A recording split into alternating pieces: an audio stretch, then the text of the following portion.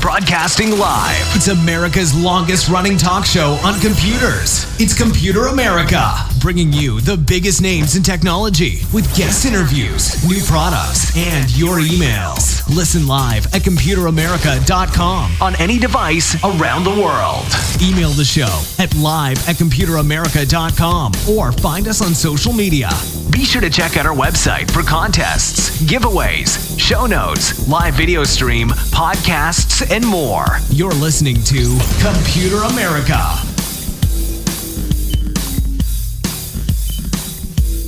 Hello and welcome into the Computer America Show. We are the nation's longest running, nationally syndicated radio talk show on computers and technology. Everyone, hey, welcome into the program. Today on the show, we have a full hour of computer and technology news, stories from everything from further fallout of the SolarWinds attack. We have everything from Amazon and what the heck they're doing on Twitter, which is just strange in its own right. Wouldn't normally talk about, just random Twitter happenings, but hey, these are the times. Everything from AT&T telling you that 10 megabits per second is enough, which, by the way, it isn't. All that and more, a lot here happening and has happened over the weekend. And of course, a bit of good news that we'll probably lead the show off with in just a moment. But our first story is most likely going to be the fact that, hey, that massive cargo ship, looking at the size of this thing, I think it said it was just a couple of feet short of being like the world's largest cargo ship. This thing's massive. But anyways, it was finally freed this afternoon. So hey, good stuff there. Everyone, welcome into the Computer America program. Before we get started, computeramerica.com. That's where you'll find everything, past shows, future shows, all the shows, anything and everything that we do here. Hey, you can find right there at our website.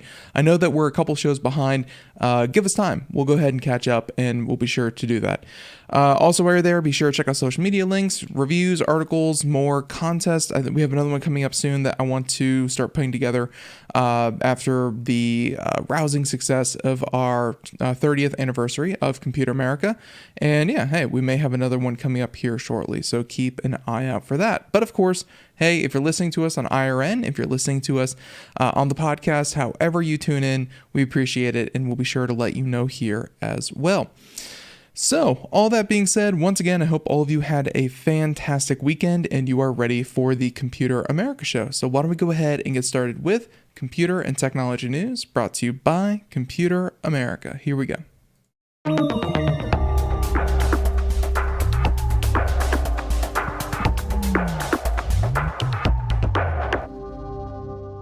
Ladies and gentlemen, so our first story today is going to be on this giant cruise liner, which, really, if nothing else, unfortunately kind of highlights just how critical certain parts of the world's economy are, and, how fragile they are. That one cruise ship could accidentally do this.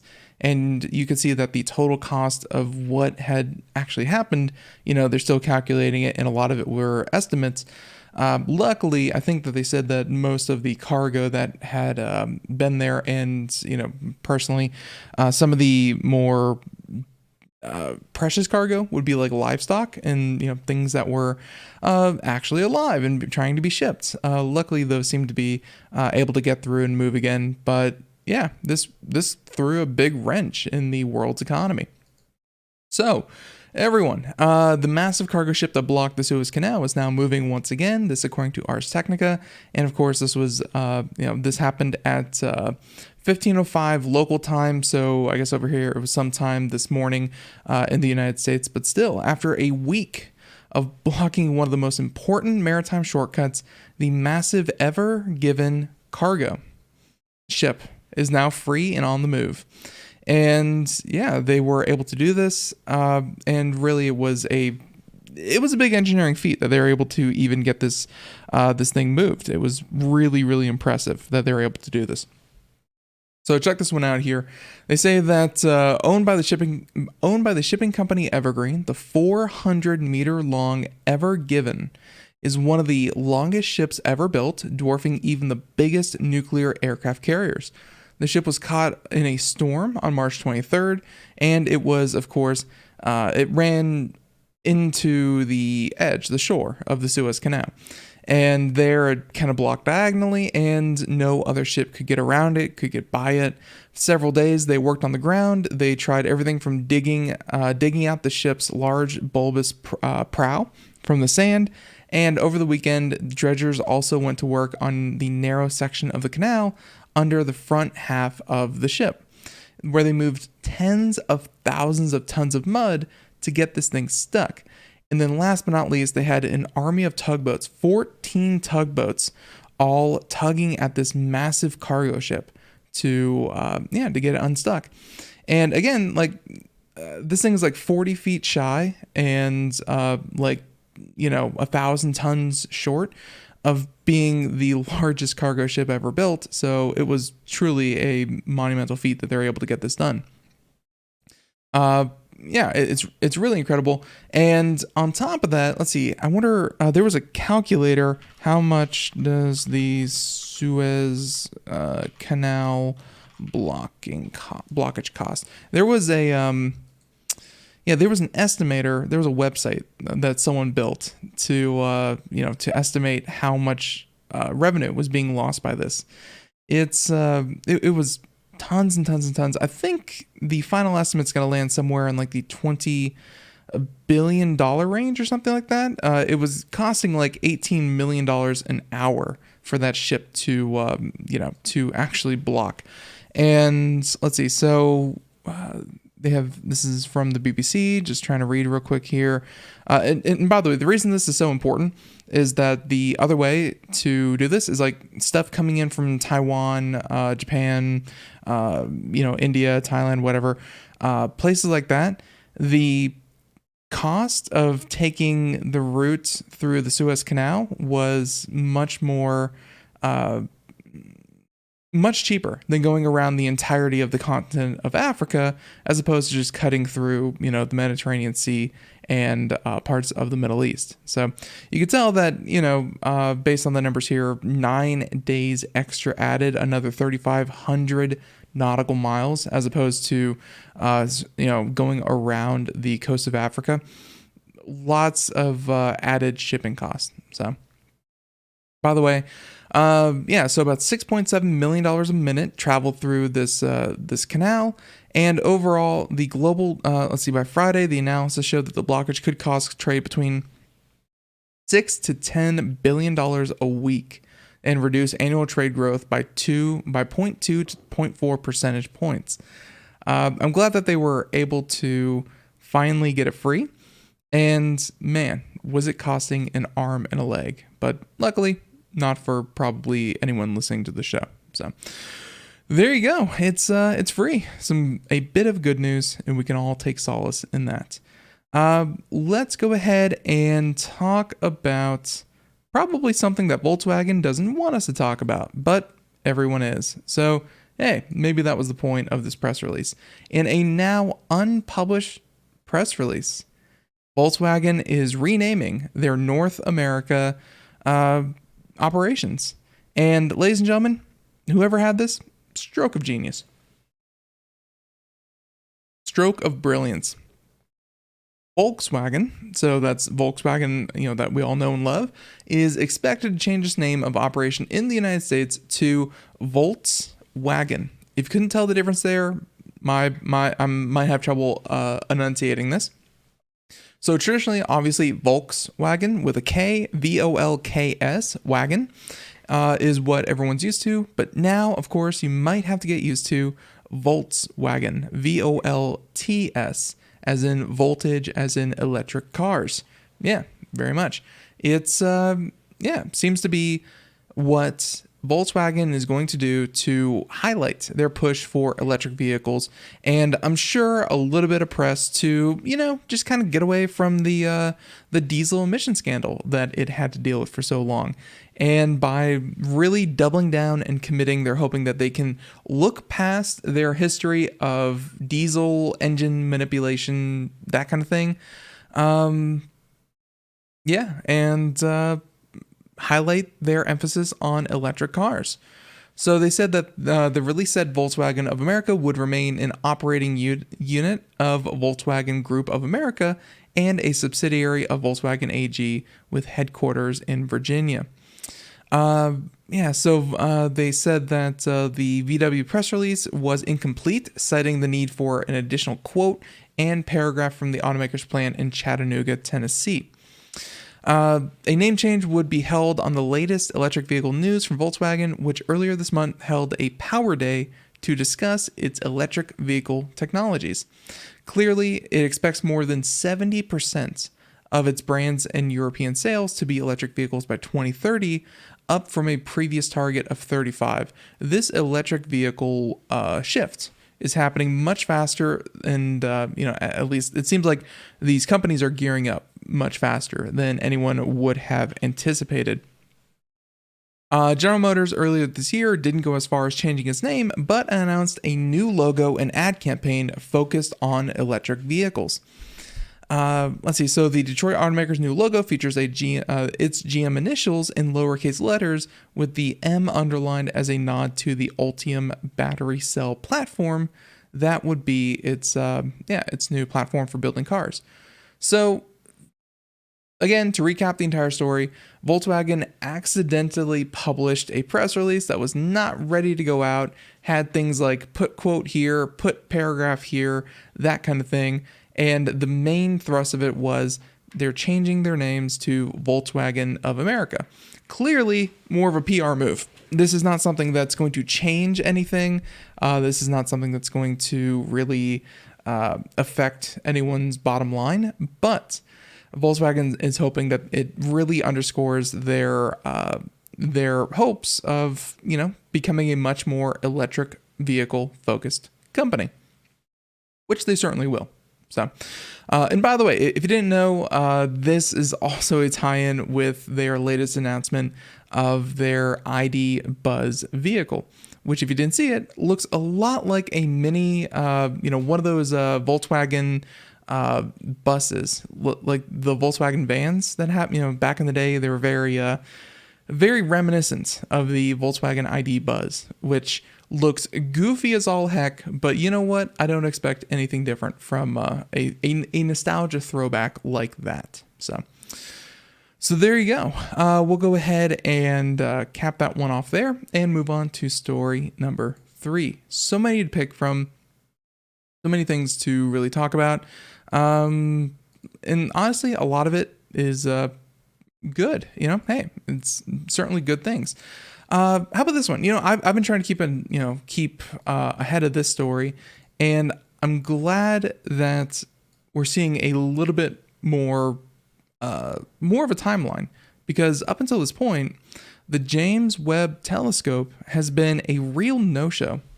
It's been talked about for years and years and years, in development for probably the last decade at least. This thing is huge, and I can't wait for it to actually become a thing. So this one from Vice, and NASA is launching a $10 billion time machine, and that time machine is the James Webb Telescope. One of the ways that the Hubble telescope, which is I think one of the most famous space telescopes out there, the way that it's able to do what it does has these giant reflective surfaces, mirrors that are able to get the faintest of lights and focus it in on a particular point so that you can take a picture, much like a camera, but think of one on steroids. The James Webb Space Telescope will be much more powerful than even the legendary Hubble telescope. How much more powerful? About 100 times the observational power of the Hubble Space Telescope.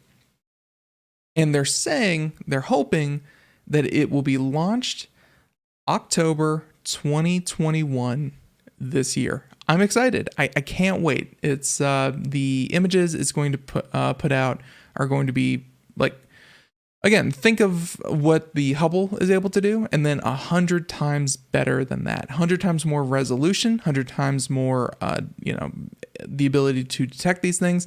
And they're saying that this is a time machine, again, because, well, looking at light from the farthest parts of our universe is like going back in time. Being able to see light that is from, that has traveled 10 billion light years. That's 10 billion years ago when the universe is still just just very, very nascent. They say that the deeper you look, the further back in time you're looking, and the James Webb is the ultimate time machine. We're hoping to reveal this whole class of galaxies that has basically vanished from view of the Hubble Space Telescope. So two of the scientists are part of an enormous international collaboration of scientists who have worked on the James Webb Telescope, saying that which spans NASA, the European Space Agency, and the Canadian Space Agency. A lot of hands and a lot of moving parts have went into making sure that this becomes a thing. Let's see. So with that being said, I think that's about as far as we go. Because the light that the James Webb Space Telescope will capture is incredibly old, emitted by stars and galaxies that existed more than 13 billion years ago, the observatory provides a way of looking back through time as well. So I think, October. That's just what I was looking for. When is this thing finally going to be able to get up there and start sending back pictures? And it looks like November of this year, something else to look forward to. And yeah, let's go ahead and move on from that. But I can't wait for the James Webb Telescope to really get going. Okay, our next story that we're going to do is, how about a bit of a fond farewell to everyone out there who really enjoyed the PlayStation 3. The PlayStation 3, hugely popular. I mean, so many people had it, and it was, some people would say even the heyday of the console wars, when it was Xbox 360 versus the PlayStation 3. Both sides were good. Both sides were good at putting out both sides were good at putting out good games, and fun was had by all. Well, the turning of a page, July 2nd, and also August 27th to a more minor extent, but mark your calendars. July 2nd is when the PlayStation Store for the PlayStation 3 is officially closing, saying that you'll still be able to download and play previously purchased games, videos, and media content. The only thing that's changing is that you won't be able to purchase PlayStation 3, PlayStation Vita, or PlayStation portable digital games and videos. In-game purchases will also stop after the store is closed, saying that you'll also still be able to purchase cross-buy content following the closures, allowing you to access PlayStation 3 and PlayStation Vita portable versions of the game that come with cross-buy support. So essentially, it's throwing up a little bit of a wall, but they're closing down the PlayStation store. You can still buy things that you already own. So, people crying afoul of that. You can still buy things you already own. You can still download things that you've already purchased. And if you buy something, let's say, that is being sold on the PlayStation 4 and promises backward compatibility, you can then download that game at a later point to your PlayStation 3. So it's not completely useless, but the PlayStation 3 is about to get a lot less functional. Now, News of the closure originally surfaced last week from The Gamer, and many had feared that the closures would prevent people from downloading games to their devices. And clearly, not the case. And saying that the only thing that's really changing is you won't be able to buy new digital games and content unless the games have cross-buy support. Sony Playstation 3 originally launched in November 2006 and sold 80 million units. I'm sure that a lot of people out there still have a PlayStation 3. It was a very popular console. The Vita didn't fare as well. 10 million sold in total, and the PlayStation Portable hit more than 80 million sold during its 10-year lifetime. So 15 years, 10 years, and finally Sony is saying enough is enough. We're closing down the stores, but of course there will be other stores that you can purchase and kind of move games around. But the turning of a page, these things happen. Yep, it just needs to happen. There you go. Okay. How about we do something a little weird? Amazon. I was reading about this earlier today, and corporate Twitter accounts are never really that good at social media. Like, there's a reason why good social media experts are so prized by their companies, is because, if you're able to do it well, then it's free advertising, it's, customer engagement, you get to look more human as a corporation. There's a lot of benefits. But then, of course, if you do it poorly, you just kind of come across as, the entire organization coming across as kind of a bad person. And, well, I guess thanks to, Citizens United corporations or people. So there you go. Anywho, Amazon started a Twitter war because Jeff Bezos was mad. There you go. This includes snarky tweets, and this article here has a couple of them. So obviously this is going to reference Bernie Sanders, Elizabeth Warren, and a number of other senators, and people who are publicly calling out the suppression of the union efforts that are happening in Amazon. Also, the fact that Amazon is making so much money, paying their workers so little, and of course there are accusations that employees are having to use bottles instead of bathrooms on the work floor because they're so strenuous about the productivity of people. So obviously a lot of this is coming out, and Bezos, who is no longer actually, I take it back. He's going to step down eventually. He is still the CEO of the company, but will eventually step down. He told his higher ranks, his executive ranks of Amazon, that, hey, you don't push back against this, against news as much as I feel you should.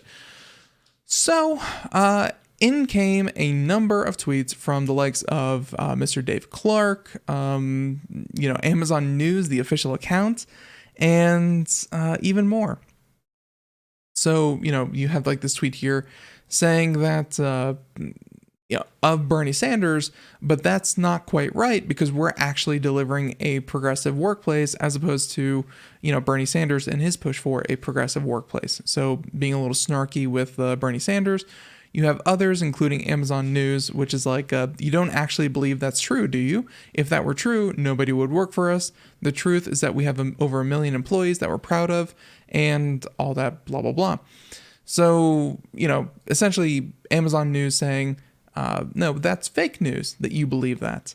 And of course, tweet after tweet, attacking people who, well, not attacking, firing back at people, I guess would be the way, that are firing at Amazon.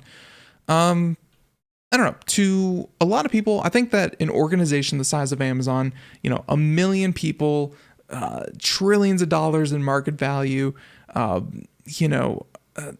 just so much in revenue, for them to, really try to push back on any narrative is going to be pretty hard, because they are in a position of power. They are the big guy, they are the big gorilla in the room.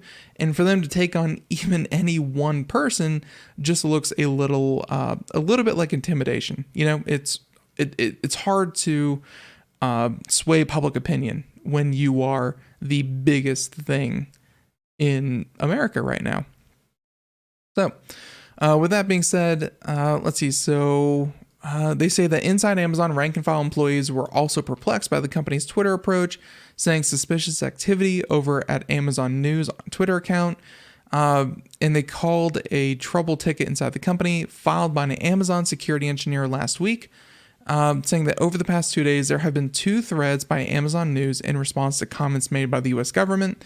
The tweets in question do not match the usual content posted by this account. So essentially, their own security engineers noted that, hey, this is a little unusual for us. Are we sure that we are the ones actually sending it? And, not someone who hijacked it, and wanted to make sure that the messaging was on point. The support ticket was closed without action, and saying that according to the security engineer, they were unnecessarily antagonistic and may be the result of unauthorized access. But no, it was simply Bezos saying, hey, executives, you guys don't argue enough on Twitter, so go do that. And then they do that. There you go.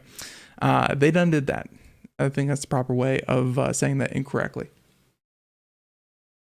So, with that being said, we can go ahead and move on to our next story. And there's some good ones, some bad ones. How about we talk about Xiaomi? Xiaomi, they're never going to get a foothold in the United States because of their close ties with the Chinese government, because of so many political things and, so on and so forth. They're not going to be a big name in the U.S. But everywhere else in the world, they are definitely a huge name. And you know what? They actually do have some, their technology is really cutting edge compared to other phones on the market. So it's worth taking note of. What are they doing? How are they doing it? And, will others follow suit? So check out this article here. This one from The Verge, and it's talking about the absolutely monumental camera on the back. So I think we're all used to, smartphones by now. On the back of the camera, they have the little cutout, the square, the little bump out to give cameras more room to, be mechanical zoom and, let more light in. Essentially, hey, you just need the space to make the cameras better. This bump out, though, is pretty incredible, which you can see here in this image. Whereas instead of taking up the top left, the top right, a part of the back of the screen, this thing is taking up the entire back of the upper portion of the phone, leaving room for, I think it's like 3 different cameras, including a flash. And one of those cameras, by the way, is a monstrous 120x zoom. Now, admittedly, it's going to be a digital zoom for the majority of that, but still, they're offering it. Now, the bump standout feature, which is a little 1-inch OLED, no doubt requires a thicker design than your average display lens. And, of course, the cameras themselves, starting with a 50 megapixel wide angle and a very much large 1 by 1.2 inch sensor that is just a shade smaller than the 1-inch sensor you'll find in dedicated cameras like the Sony RX100 VII. So essentially, this thing is almost as capable as some DSLR standalone cameras. Now, I should say some dedicated digital cameras. That big sensor potentially offers better light gathering capabilities more than a more conventionally sized one, especially considering the relatively fast aperture 1.95 lens. Now, there's also a 48 megapixel 2.2 ultra wide and a 48 megapixel 4.1 periscope style 5x optical zoom, saying that that's not quite the same level as the S21 Ultra's 4 rear-facing cameras, but it's plenty of hardware to house. And the camera bump, without question, is enormous, as the article mentions. It's hey, is this a sign of where other companies are going? Xiaomi has always tried to assert that their cameras are the best, that they are going to, put a lot more technology in their cameras than any of their competitors, and that's really how they try to stand out from the other flagship phones. Will it work? Who knows? It's a very impressive technological feat. Unfortunately, again, here in the US, we really won't have access to it, but it's quite impressive. And let's see. So reading here, anything else we need to mention here? Nope. I think that's about it. It's a very thick phone. I think people are willing to accept that if there's a decent trade-off. And this, packing 3 different cameras with 50 megapixels each, it's quite impressive.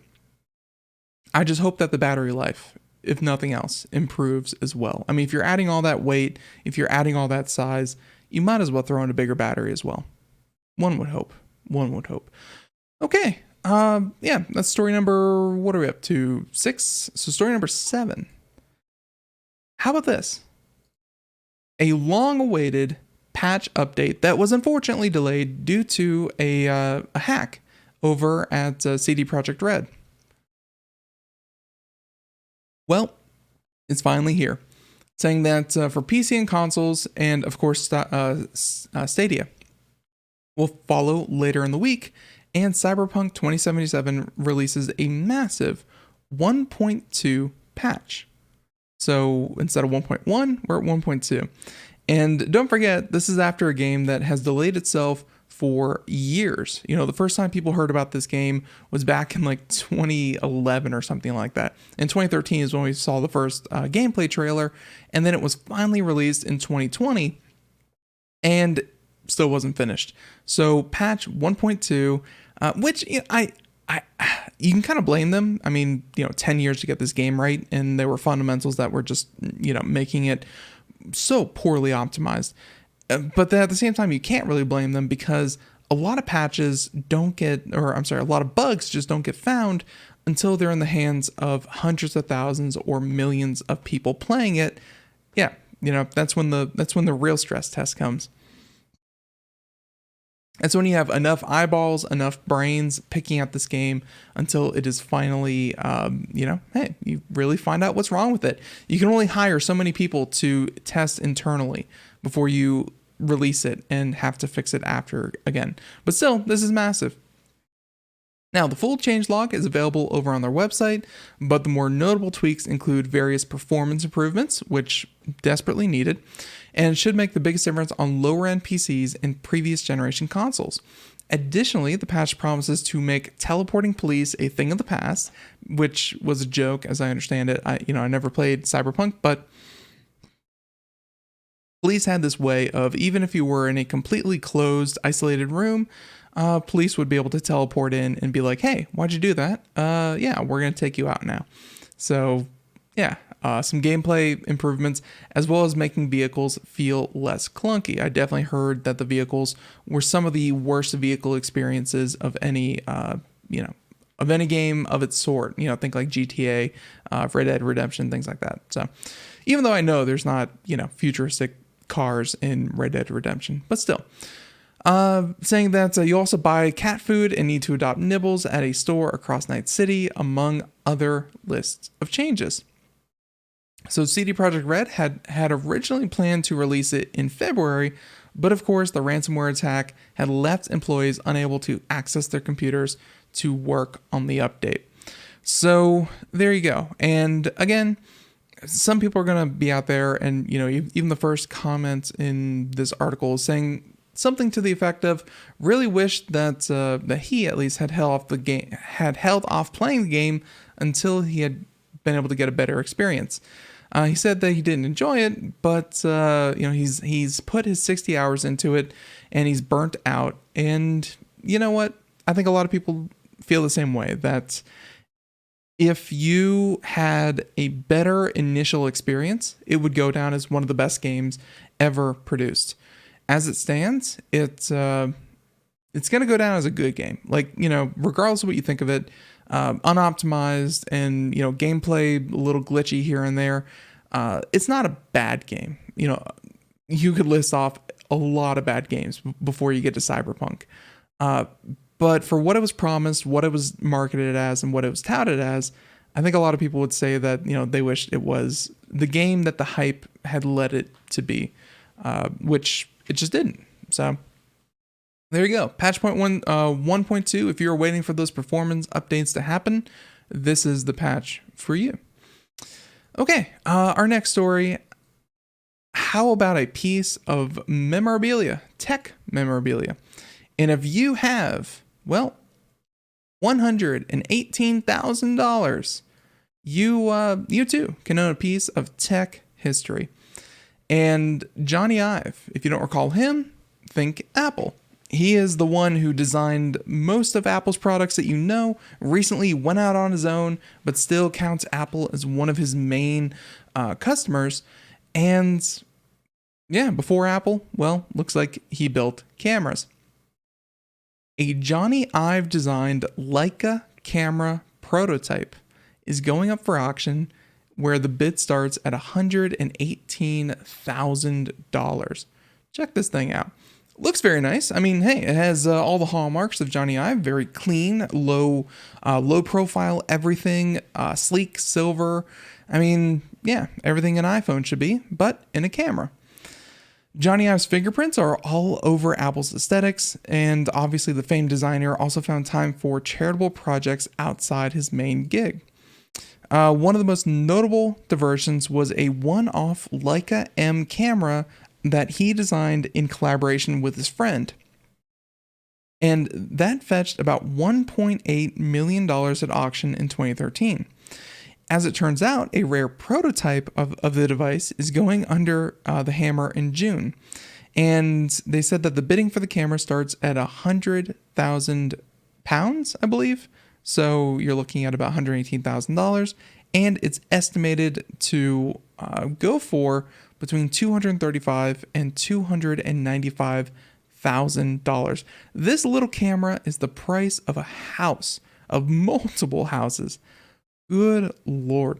So the two designers who are known for their designs at mass market, including furniture and jewelry, originally created the Leica M4, the product red charity that was co-founded by the U2 frontman Bono. The German camera maker reportedly manufactured 561 models with nearly 1,000 prototype parts. And according to the auction house, this model marked the final development step when the camera took its final shape, and the device is listed as B+ condition and features a smoother aluminum body with a matching Apo Summicron 2/50 millimeter ASPH lens. Camera terminology. I'm not the best at it, so I apologize beforehand. Still, Ive and Newson, the two designers who built this camera, spent more than a year and a half curating the 40 auction items for the Red collection that eventually sold for $12.8 million in 2013. Other products included an 18-karat rose gold pair of Apple EarPods, a limited edition 2012 Range Rover, and a Steinway & Sons piano. So with that being said, Ives left Apple in 2019, started his own agency, and there you go. So this camera, one of the prototypes for one of the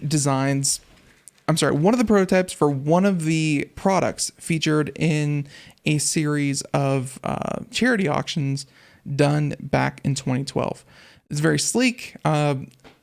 Undoubtedly, if you're trying to buy this thing as an actual camera, it's going to work. It's probably going to function, but it's not going to be the best camera that you can get. And for $235,000, yeah, you could get a heck of a good camera for that price. But hey, it's a little piece of tech history, and it's a part of Jony Ive's history that if you're really into him and his design work, you might be interested.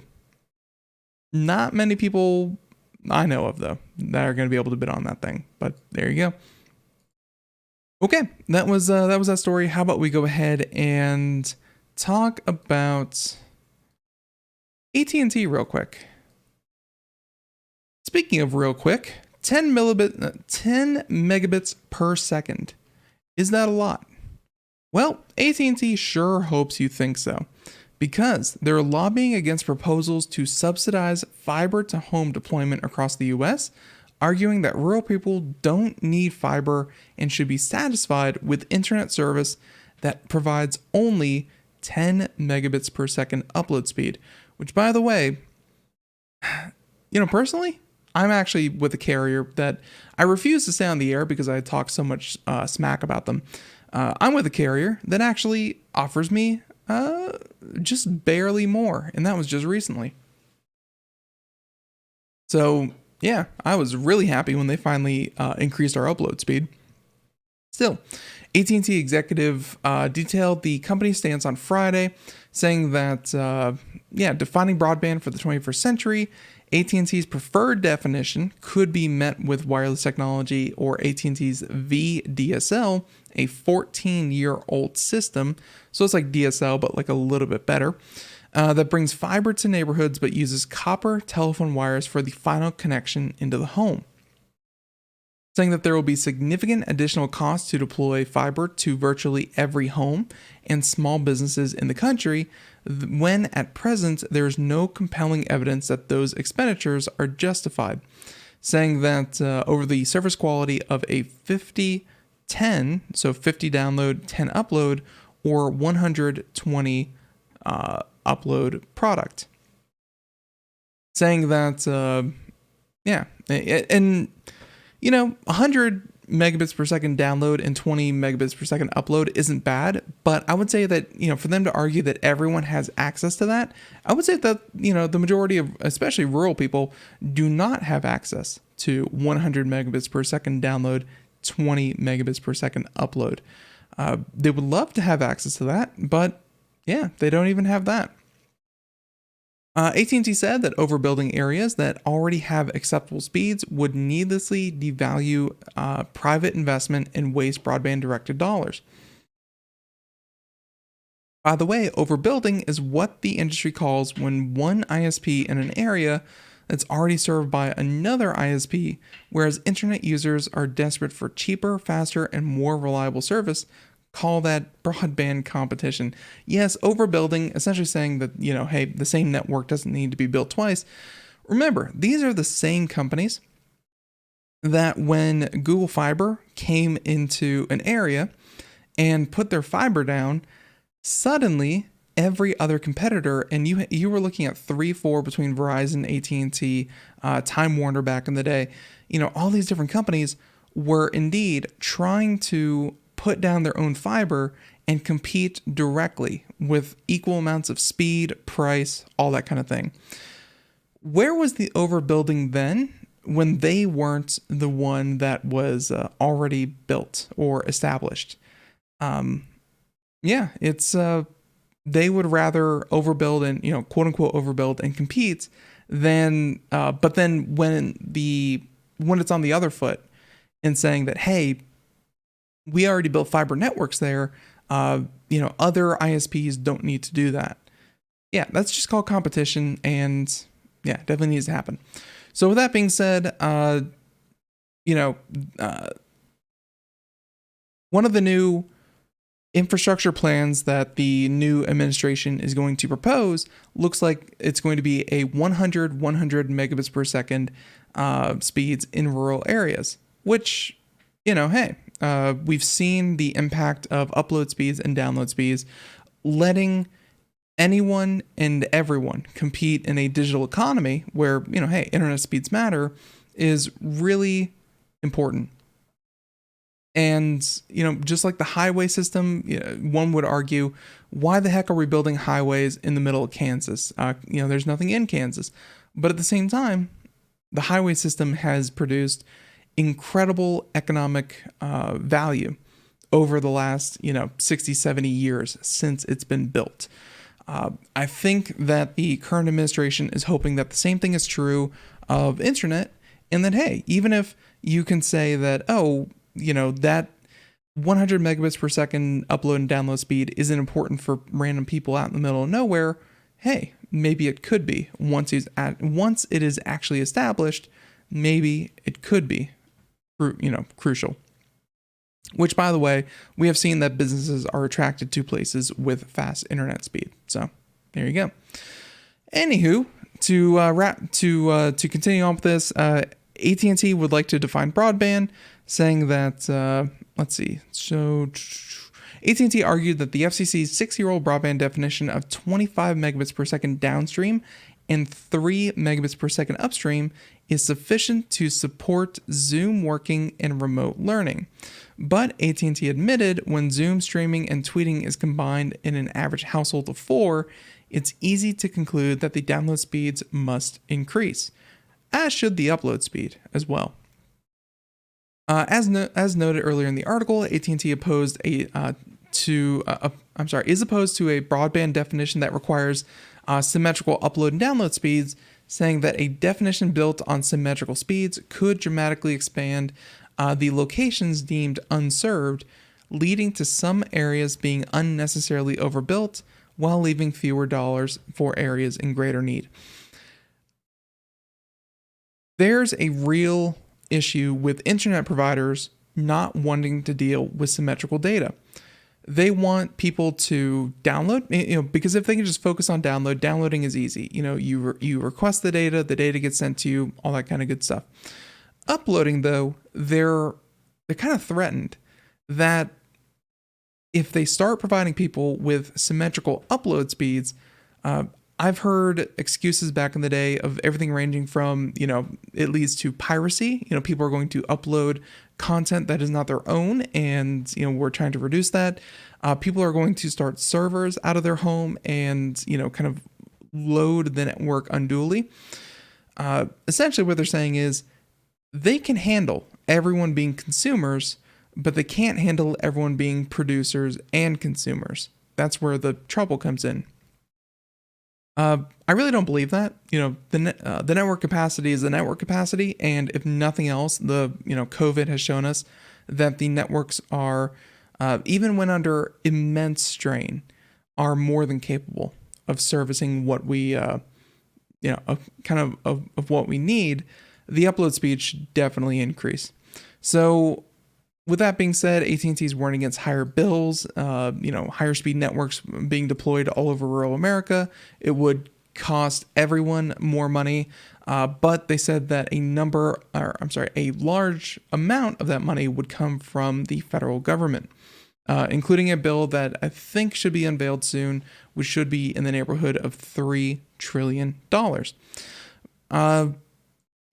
So with that being said, the internet in the United States needs to be caught up. It's not great. It hasn't improved drastically like it has in other countries. And really, any investment in the digital age to these places is going to have long-term economic benefits. The advantages of the internet and the relative disadvantages of not having access to the internet. Like, it's one thing to not have the best internet, but it's another thing entirely to have little to no connection to the internet. Puts you at a severe disadvantage compared to everyone else, even in similar economies. So definitely something to watch out for.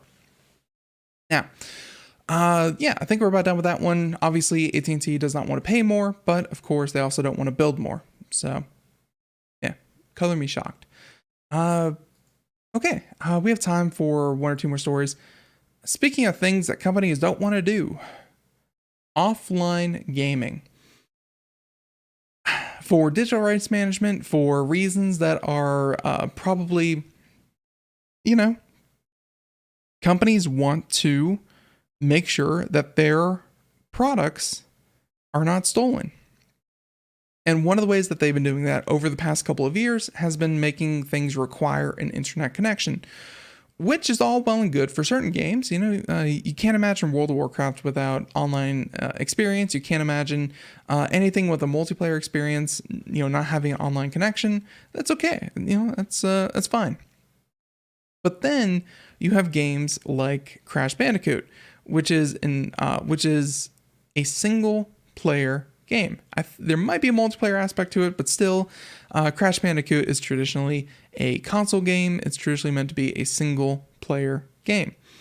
But even with that, it had the requirement of you had to be connected to the internet to make sure that you weren't stealing it and playing it illegally. Essentially you had to constantly authenticate your game that this game was a legitimate copy. Well, with that being said, this article came out saying that in one day they have cracked the code. So clearly they were using something with a known flaw already. Now, Crash Bandicoot 4, It's About Time, received a soft relaunch on Friday that revolved around next-gen console patches. And they said that while this isn't the first offline Battle.net game to be saddled with online-only DRM, saying that that goes with Blizzard's arcade collection that they released last month, it's arguably the highest profile game to get such an official limit, and one that follows the revived platform series shift from Steam to Battle.net. Perhaps even more embarrassing to Activision, this DRM effort only lasted a single day. So there you go. So with that being said, and this goes with other titles such as like Warcraft 3 and StarCraft 1 that require in-app logins to be able to play. Now, saying that should you want to play Crash 4's single-player content offline legitimately, you're limited to using the console version, and attempts to load legitimate installed games in an offline PC result in an error message. Yeah, and by the way, that saying that using the crack bypasses this restriction without otherwise changing the content, and so it's not as limited as the console versions that you can play offline, anyways.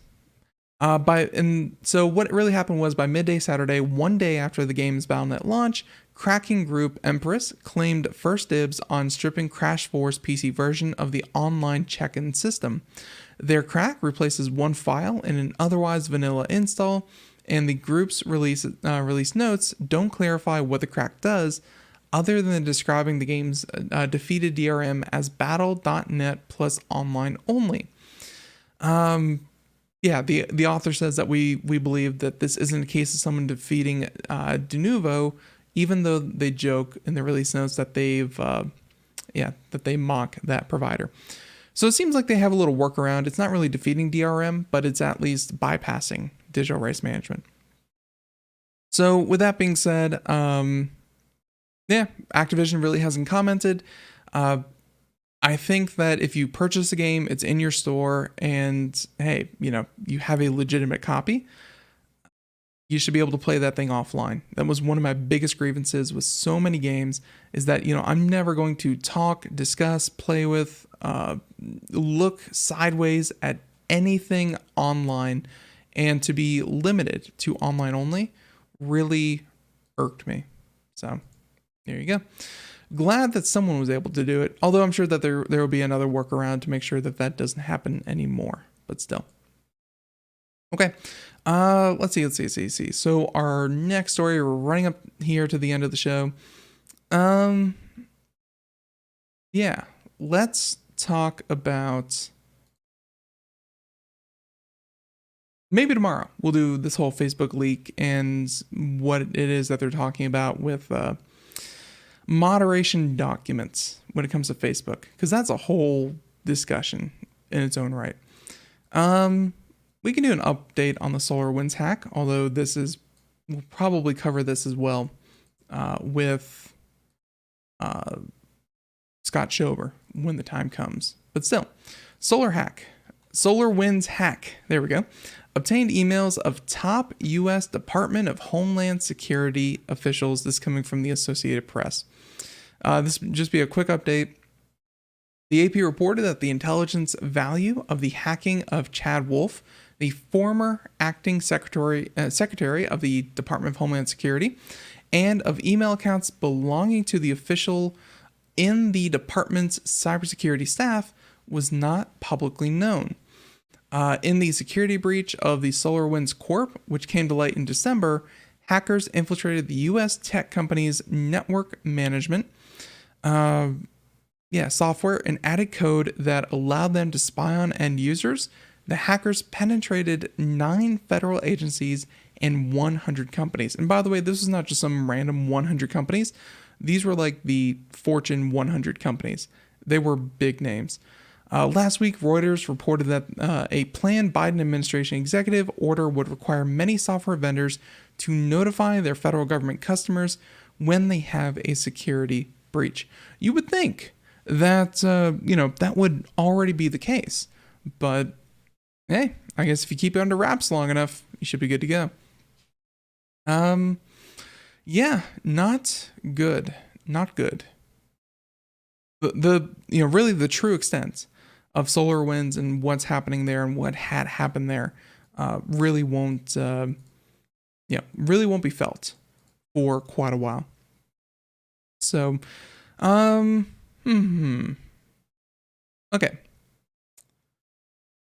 How about this?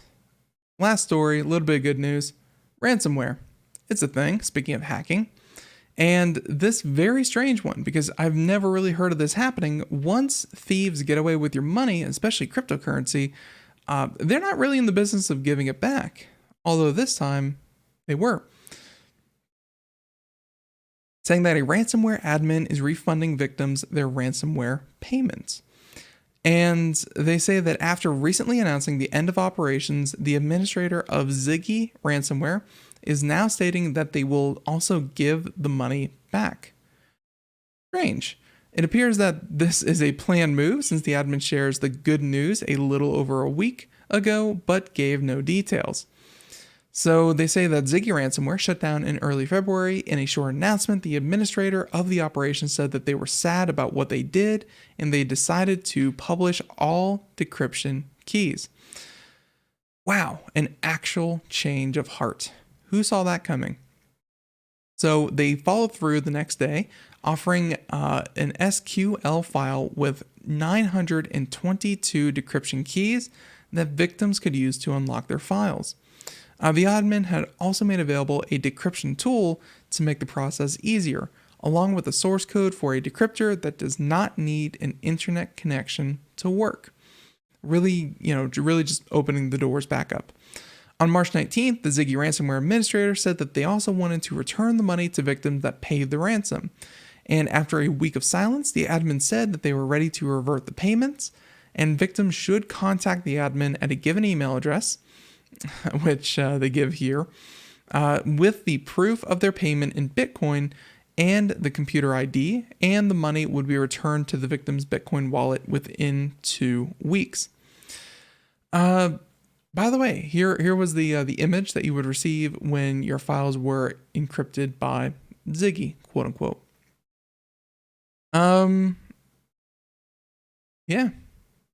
Pretty crazy. And of course, speaking to Bleeping Computer, the administrator of Ziggy ransomware said that the refund will be in Bitcoin at the value in payment day. Bitcoin prices have been on an ascending route, and I believe they're up to like $58,000. Let's see. So the Ziggy ransomware administrator told them that they lived in a third world country and that their motivation for creating the locker was financial. They confirmed to us that the recent actions are driven by fear of law enforcement getting them. Recent activity that disrupted much larger operations likely weighed a lot towards this decision. So a little bit of, we feel bad, we're really sorry, here's your money back, here's all the keys, here's your files back. And then there's a little bit of, much bigger hacking networks have been breached and taken down because of this. So I'm going to lead more towards they don't want to be caught. So they're trying to make as much publicity as they can to, kind of say, hey, we're not going to be the bad guys anymore. Now, with that being said, on the day ransomware decryption keys became public, Bitcoin was priced around $39,000. 5 days before the admin announced that they would return the money, Bitcoin spiked above $61,000. Given the price difference, the admins make a profit at the current Bitcoin price. So essentially, they made about $22,000 per Bitcoin that they were able to get. Yeah, and they're only paying back the value at which they sent. So, if you sent 0.0001 Bitcoin and it cost you, $300 or something like that, they would send you $300 back. It's not fair. I mean, don't get me wrong. It's something. And the fact that they published the decryption keys is probably bigger than the fact that they are going to send back the money. But to just kind of say that everything is right again after they did this is probably a little far-fetched. So, yep, there you go, ladies and gentlemen. The music means that we're about done. Some of the other articles we did not get to include The Youngest of Us. School cyber attack affects 40,000 students' emails. That and fridges, microwaves, and more appliances fall victim to the chip shortage that is affecting many other parts of the economy. So with that being said, everyone, I want to thank you so much for tuning into the Computer America Show. Tune in next time. Should have more computer and technology news on Wednesday. I'm looking forward to it. I believe if we get this all hammered out, we will be talking with the inventor of the cell phone. Hey, that'll be fun. That'll be on Wednesday. Everyone, thank you for tuning into the program. You want to find out more? ComputerAmerica.com, and we'll catch you here next time. Everyone, have a great day. Thank you so much. Have a good one. Bye-bye.